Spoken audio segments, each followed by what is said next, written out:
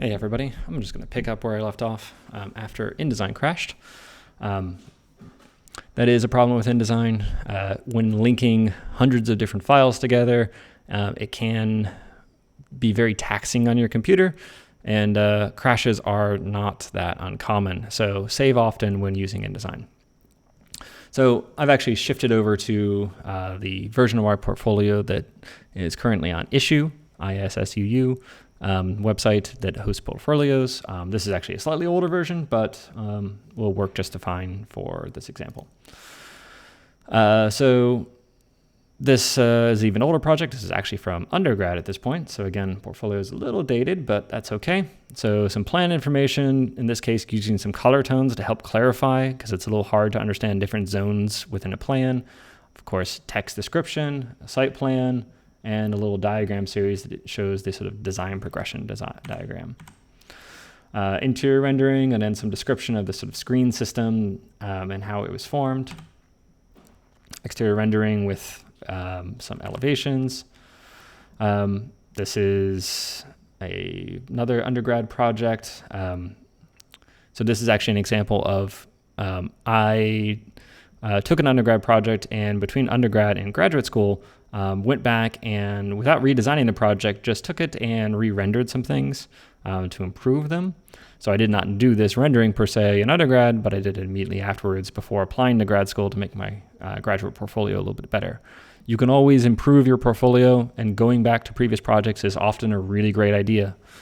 Sometimes there's great design, you just didn't necessarily have the technical skill to make the renderings that you'd want to make out of it. So going back and redoing things can often be a great idea. Section cut for the same project, lots of description, little plans in the corner that are practically illegible and not very useful in this project. Little kind of a hodgepodge composition here. Again, probably not the strongest page here. Actually, I think this is probably the single weakest page in my portfolio.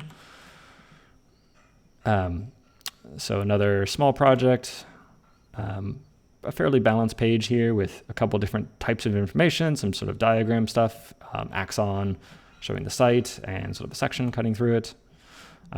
This is a very different sort of project, working for a real client in the Walnut Hills area of Cincinnati, where they're getting a proposal together for this little Airstream trailer is going to go around and sort of be a mobile party, which sounds crazy right now to think of people gathering around one place. But so it is important also to include other types of work. So your sketches, if you have sketches from this class or from another class or from high school or something else, these things can be great additions at the end of your portfolio. They can add a bit of interest, something a little different about yourself. And if someone's already gone through all of your architecture work, just showing them a little bit of something else might help set you apart from your competition. So these are just sort of a random assortment of sketches that I happen to include. These are actually artworks that I did in high school. Well, some of them. Some of these are actually, we used to do a very different version of some of the assignments that you might have done in your first years in undergrad. So the cluster thing in the upper left-hand corner was my version of a cube. Very different, but some painting and some other sort of artworks.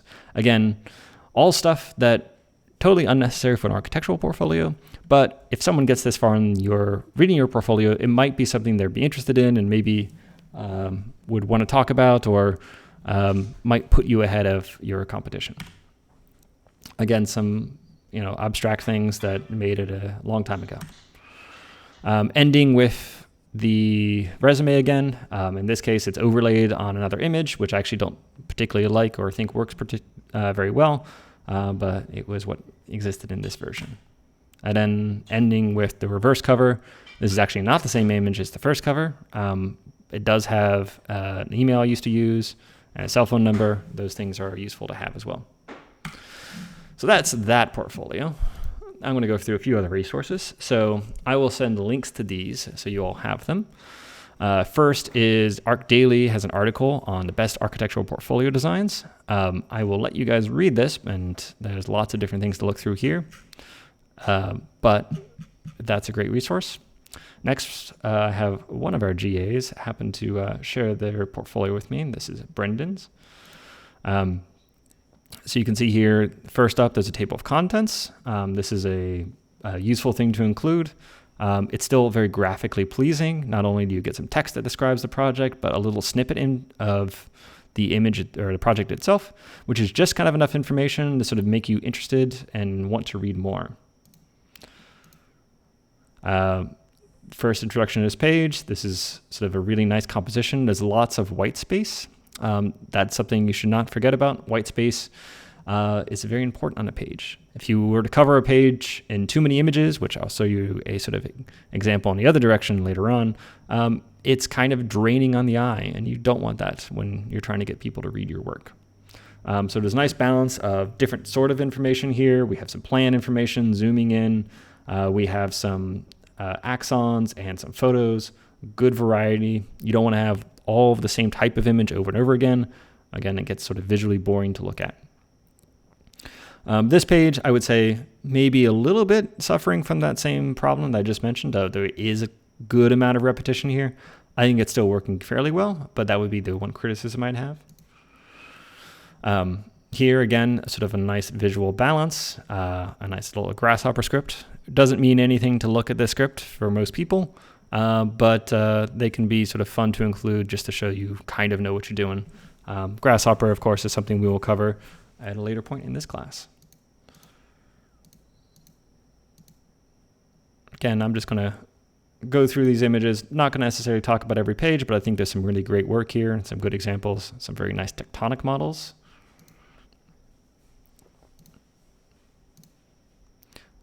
Good variety of images. Another thing to sort of keep in mind is it's nice to have tried to vary your techniques between projects.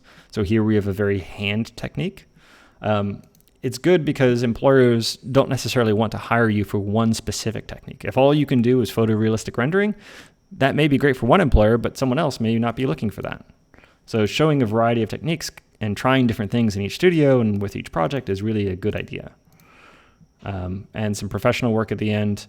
My general recommendation for portfolios is professional work is a great thing to add, but I would put it always at the end. Your portfolio is first and foremost about you as an individual, you as a designer. All of the work that you've done on co-op or in professional practice or whatever it may be, you've done with others. And for the most part, it probably wasn't your design. You can't take full credit for it. You're working with a team. It's also incredibly important to attribute your contributions to the work properly. There are times where there actually may be legal ramifications to that. I've worked on projects that where Google was an employer. I've worked on a project where a former vice president was an employer. Those things came with stipulations in the contract that things could not be shared. And if they did, they had to be shared in very specific ways with very steep consequences to not doing that. So, and it also just looks really bad. If you're taking credit for a project that clearly isn't your own, is something you did with a team, did with an entire design firm, no firm's going to want to hire you because they're just going to be afraid you're going to do the same thing to them. Take their work and claim it as your own. So let's see here. Most of the portfolios I tried to grab are from former UC students, although not all of them are. So Issue does this fun thing of pages turn like they would in a real book. But Issue really does work best if you're doing spread layout, meaning page next to page. So this is a good example of that. Where is this student from? I'm actually not familiar. Savannah College of Art and Design. So again, beginning with a resume. This is a really clean, nice looking resume. Contents, maybe a little bit too much white space before we start getting to an image. This portfolio is quite spread out. Probably doesn't have or has a bit more luxury to spread out than you guys will have, as you have to be a little bit tighter with your portfolios just to keep the size down, but also you probably don't have quite as much work as this student does. So this is really elegant, but again, maybe a bit too spread out to be really useful. Nice model shot though. I'm already halfway through this document, so let's go to the front. Very nice cover, sort of a compelling image. Don't really know what it means, but it's enough that I'm interested. Minimal amount of text, including the name.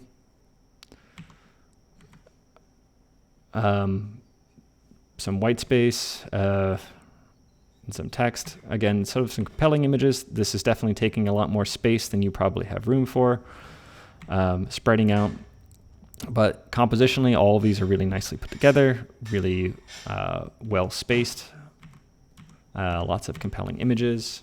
Again, I will link all of these, so if you want to look more closely at them, you certainly can. This is a very text-heavy portfolio, which can be fine.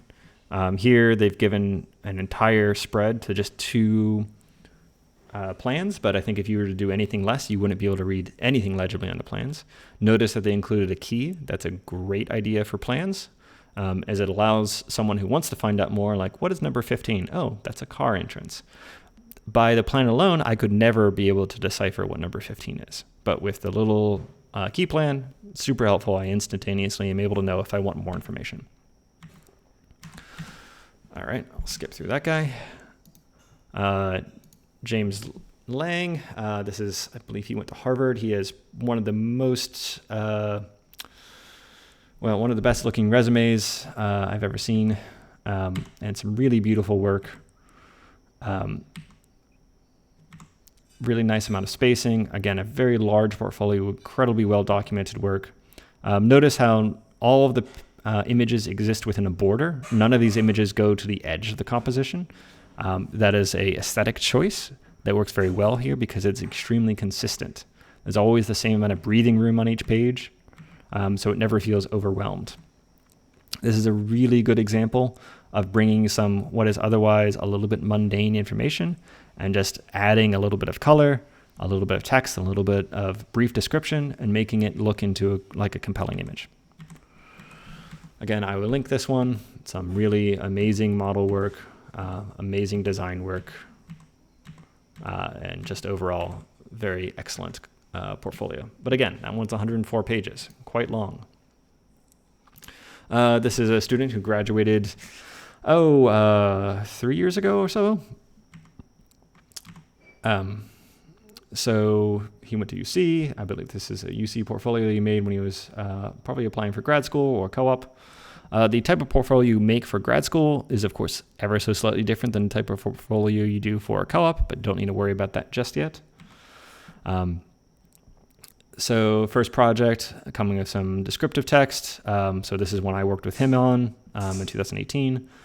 Some minor images, again, bringing some interesting focus down here. You don't know exactly what these things are, but they might be intriguing, and go with a larger image of the overall project. Variety of different scale of images. Again, sort of jumping back and forth between the smaller images and the larger images. Skip through these, some great model shots. Combining some really great sort of 2D, 3D-ish drawing, line weight drawings. Some nice sort of exploded plans. Rendering a tectonic construction into a site. Always a good idea. Page isn't loading, so we'll just skip on ahead. Shoshana is another student I work with at the same time as Jay. She has an excellent portfolio. I would say her resume at this point is getting a bit dense and a bit difficult to read.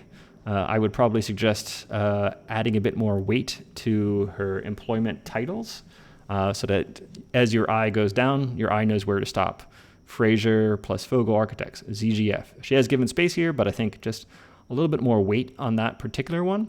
Notice how each of these does use all caps and then transitions to normal capitalization for the description and for her role and the time period. So that's another way you can sort of set apart text. This is probably more of a consequence of trying to get everything onto a single page, which initially may not be too challenging for you, but eventually becomes incredibly difficult as you add more and more things, including honors, exhibitions, various co-ops and experiences. It becomes a real challenge. So first project, this is the project I had worked on with her, which is a design of a intervention in a city with this sort of model making process she went through of sort of expanding architecture that was flexible. But again, each page, transitioning between sort of dense information, then a single image, back to some more dense information, starting a new project. Oh my God, really dense information. But followed up by sort of a different level of information, larger images and things to help break that up. So again, I will leave links to this. The funny thing is with some of these students who went to UC, you may see some projects that might have some familiar prompts because some of the projects might be familiar to you. Another former UC student, George Faber. This is some of his thesis work. His portfolio pages have a really nice balance to them. Sort of, again, single large image, very simple, easy to understand, some diagrams to go with it, and some more detail, and of course text to follow up so you can get more information. Lots of scales of information, including plans on top of sections. Letting the section line be the base of the page is often a really good idea. And floating the plans, in this case, up in the sky can work really nicely. Some details. The portrait of a building doesn't necessarily have to be black. Can be lots of colors. So here's a nice orange one. This is another recent graduate student from UC, Luis Sabater. He does some really great work. He briefly worked for my office as a co-op student. This is some of his thesis work. Again, a decent amount of text here because it was a thesis project. Some compelling images or evocative images at least. Series of model shots. It's going from big single page full spread information down to sort of the more detailed descriptions. Some nice little photos of them. Real project that got built. Some very tectonic little study models. If you ever want to know what study models can look like, these are all great. I think all of these were built basically in a week. So they're all fast little models. These ones up here in the right-hand corner. Just studying on how volumes of the building, tectonic construction of the building can sort of come together and form different spaces. Of course, I'll link it again. Another recent graduate student, very different aesthetic style. Of course, very black and white here. Lots of very dense, very beautiful information though. Another grad.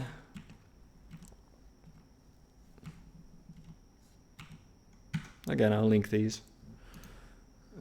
That one was mine. Oh, I thought I had an example of a portfolio that I didn't think was good, but I might have gotten rid of it because I didn't like looking at it. Anyways, so I will link these or send you guys the links so you have all of them. They are great to look through. Again, great resources. I wouldn't suggest copying any of them outright, but looking for ideas, looking for how others have put together portfolios can be a great place to start. Thank you.